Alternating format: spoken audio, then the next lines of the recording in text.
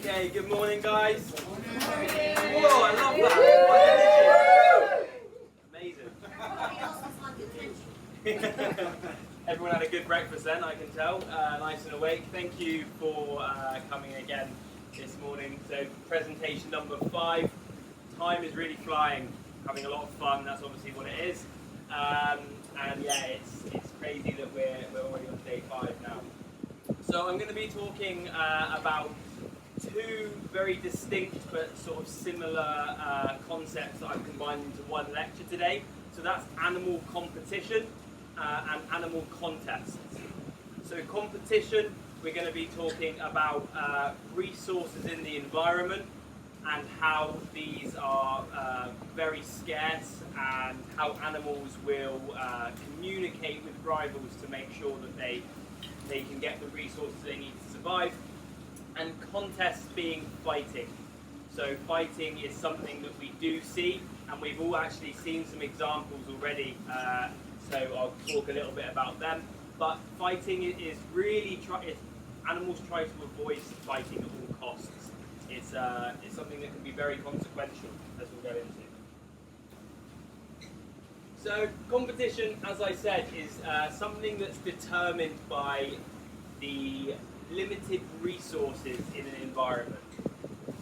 So a species or a group of species that interact in an ecosystem can grow in population up to a point until the resources available to them are, there's a limit that is reached in which we cannot support any more population growth. Something known as, or similar to the law of thermodynamics. Individuals compete for these resources. So this is resource acquisition. This can be space, food, territory, mates in some cases, many different things. But these are resources that all animals will compete with each other for. So with competition, when resources are scarce, animals will try to communicate with potential competitors to determine who's going to get this reward. So usually, although this involves animals that hold weapons, these weapons are for communication, as I spoke a little bit about earlier in the week. So we have a great example here. This little crab has one extremely large claw that is actually used for signalling rather than for fighting or for any sort of contest. So these animals, they will hold a very brightly coloured large appendage, and in order to determine with a rival who's going to get the resource, it all comes down to thickness of this particular appendage. So is it the brightest colour? Is it the largest? And this will be done through communication, waving it around or spreading their claws, and the organism that doesn't feel like it can really match that for size and colour will back down. And this means that they don't have to actually engage in fighting, which is really energy costly. So we spoke a little bit about cheating in the environment as well in a few different cases, and there was a few really good questions, especially yesterday, about why animals don't just cheat when it comes to things like cleaners and mimicry. Well, I mentioned something called Zahavi's principle the other day. And Zahavi's principle basically means that a signal could only be a true signal that will work in the animal kingdom if there is a consequence for the rival or opposing organism. So animals will not cheat, or they might try to, but this will not be something that is evolved as a trait within an organism. So another reason that you cannot cheat is because often these communication or appendages or weapons that are used for signalling in competitions are extremely costly in energy to actually develop in early life. So this is a good example of a coloration, the orange that we have, but there are some really good examples also in terrestrial contexts as well. So We have birds of paradise in some jungles, and a lot of them have a very, very orange beak. The reason their beak is orange is, again, for competition, to signal sexual fitness for a mate in that sort of resource dynamic, but also in terms of territory with rivaling males. Now, the reason their beaks are orange is because the food they feed on has a high amount of carotenoid, which we find in carrots, giving it the orange colour. So the reason that animals cannot cheat is because although they could redirect carotenoids that they have in their body to create a more orange appendage than they might otherwise be able to based on the food that they're eating, is because the carotenoids are actually super important for immune functioning and some other key parts of the body system.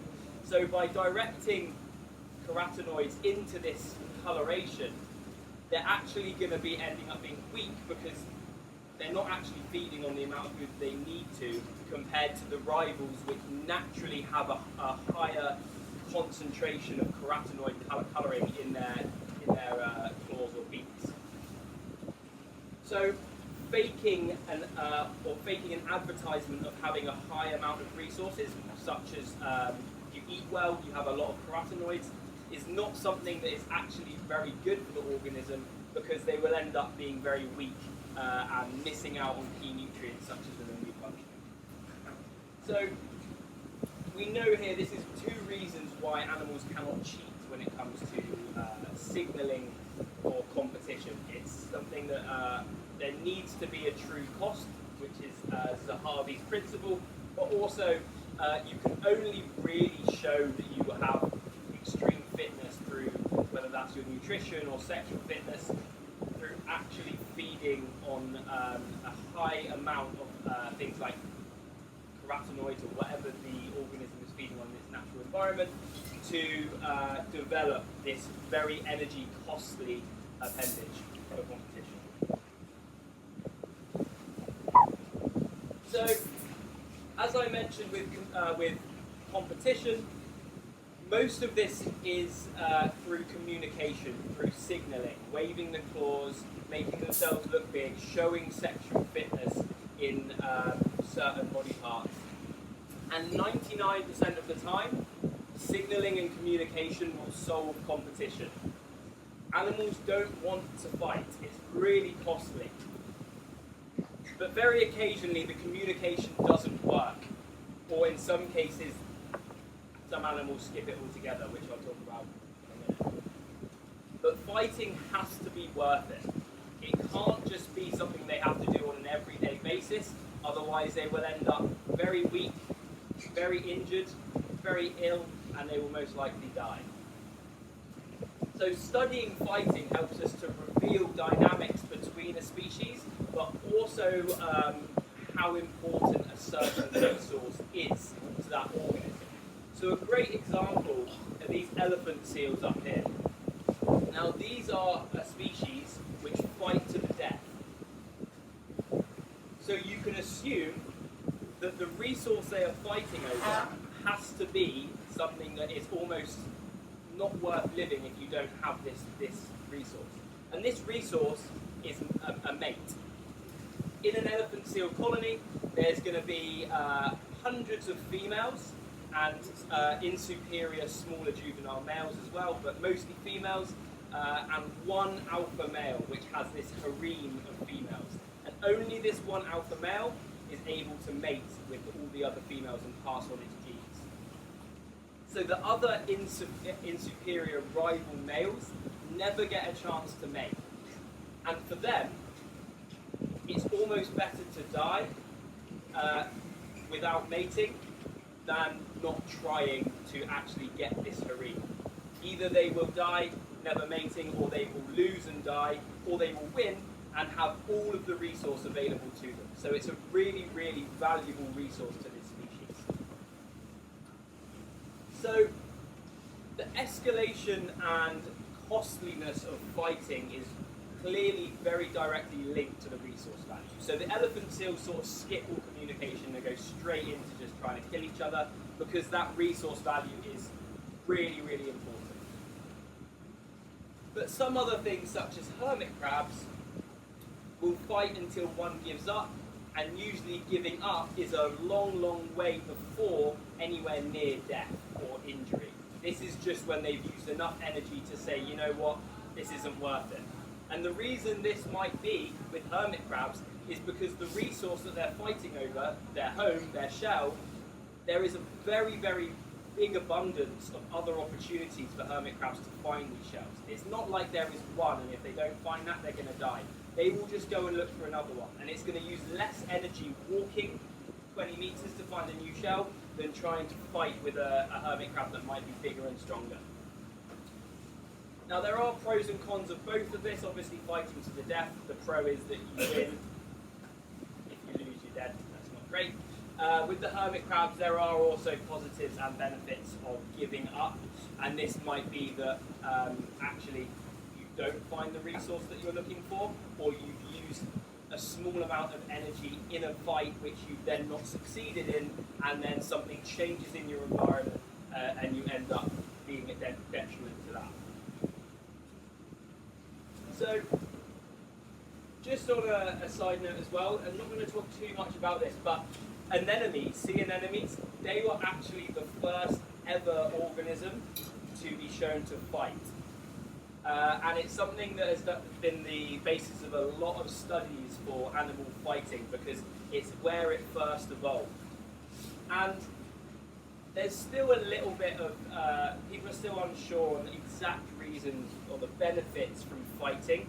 Anemones are sedentary organisms, which mean when they settle after the larval phase that James showed in the Blackwater dive yesterday, they do not move. They are anchored to the substrate. And sometimes they will anchor very close to one another. And what they can do, if you have time-lapse videos, is you will see them bending over and fighting with those tentacles in a biochemical warfare. And they will inflict slight injuries, stinging, and they're competing for that space to feed. The only thing that is known really about the benefits of this fight is that an organism that wins in that particular contest is going to have a larger surface area because the other one's going to retract a bit, but this changes day to day, so it's something that is an ongoing battle. Feuding neighbours, if you like. They don't like each other. But they definitely don't fight to the death. So, just an example here of how communication occurs in the escalation of a brawl. So at first they're communicating in a way trying to say this competition of a resource. In the case of Siamese fighting fish, it's for a mate or territory. These Siamese fighting fish will laterally orientate with each other. They'll beat their tails. They will then face each other, and only at this point, if one hasn't backed off, will they begin biting and mouth wrestling. Now, mouth wrestling is something that actually a few of us might have seen. I know that you two said you saw a eel, or two eels, moray eels, fighting yesterday. So this is a great example of this resource that they're fighting over and how communication maybe didn't work and escalated into a full fight, which I've seen with some other people as well, with moray eels with big sort of gouges out of the side of their face and flesh missing. Now they are fighting over the best rock, the best cave to live in. And if the other one is occupying that cave and a bigger one comes along and wants it, then they will communicate. They will square off, most likely face each other, make themselves look big, do the mouth movements. And if this hasn't worked and one has swam off, then they will engage in this mouth biting, which is why we will see gouges out of the face, because they will catch each other quite significantly. At this point, the loser, most likely the one that's been dealt a lot of damage, will back off and probably go to the less optimum cave that it was living in and recover. But this has used a lot of energy, and it probably wants to avoid this as best as it can. So, I'm going to talk about these guys as well. So, something known as small man syndrome. We all probably know someone in our lives who are too big for their boots, and the damselfish are a perfect example of this. I've been attacked so many times this trip already, yeah. So, a little bit about damselfish. and an enemy fish too.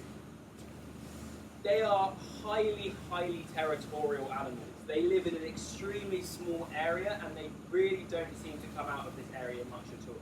An enemy fish, they live in their symbiotic anemone and that's their home. They don't move outside of that.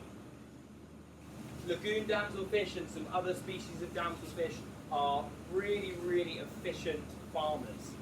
So they actually have a small patch of rock, or usually rock rather than coral, and they are allowing red turf algae to grow, and then they are grazing this away like a lawnmower in certain places while they let another area grow, and it's just cultivation. They're cultivating this red algae.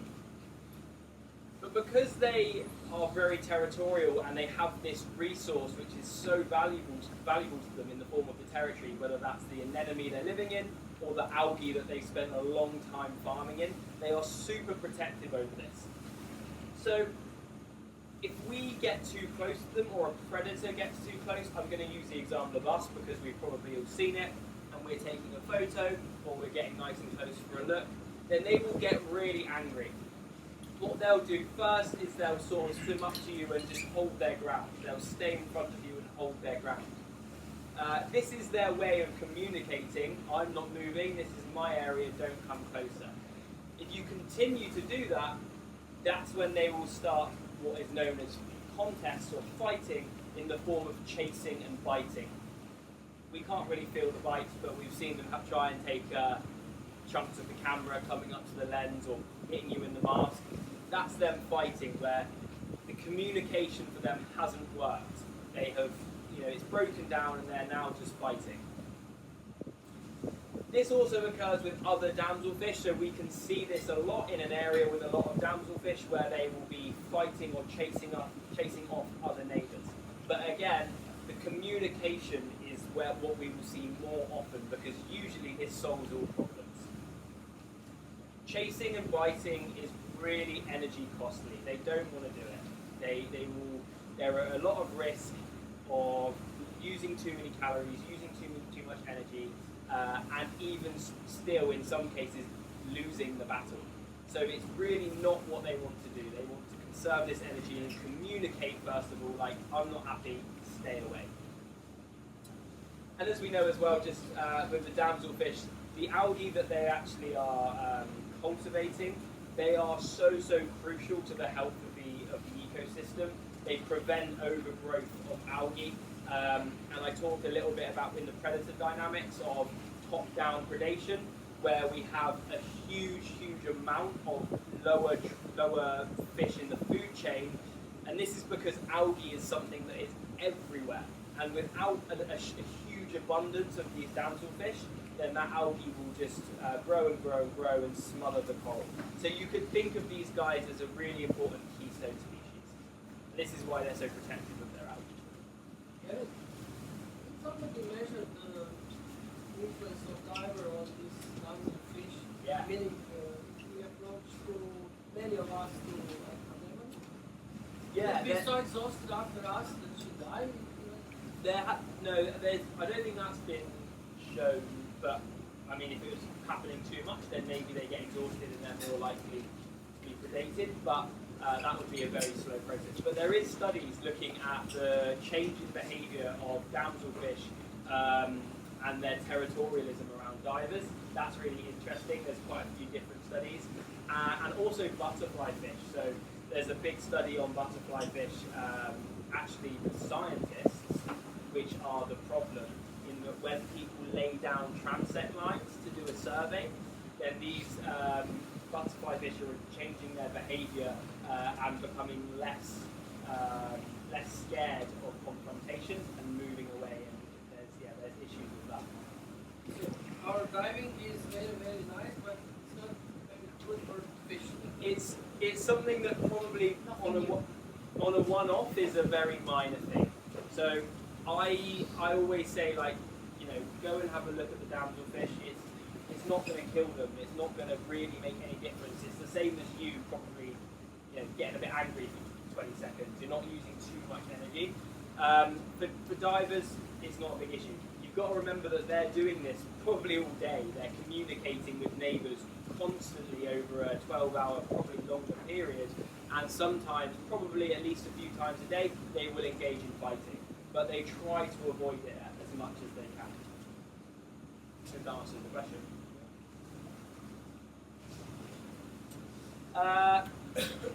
So, a few takeaway points for today. Contests and competition are two very distinct things. Competition for resources and contests as in fighting when communication is broken down. Ultimately, contests are to be avoided, and communication does solve most issues, but communication is something that is really, really highly evolved, and as I said, there can't really be too much of the faking of these communication signals. A lot of them involve, how well fed the diet of the organism, and without the food and nutrition to be able to create this signal, then they're not going to be able to communicate well. And contest and fighting only arises when communication does not work. We can see this on the reef. We can go up to downs with fish and see how they get angry. And this is a horrible. I won't keep you guys any longer, so yeah, thank you very much for coming along and listening.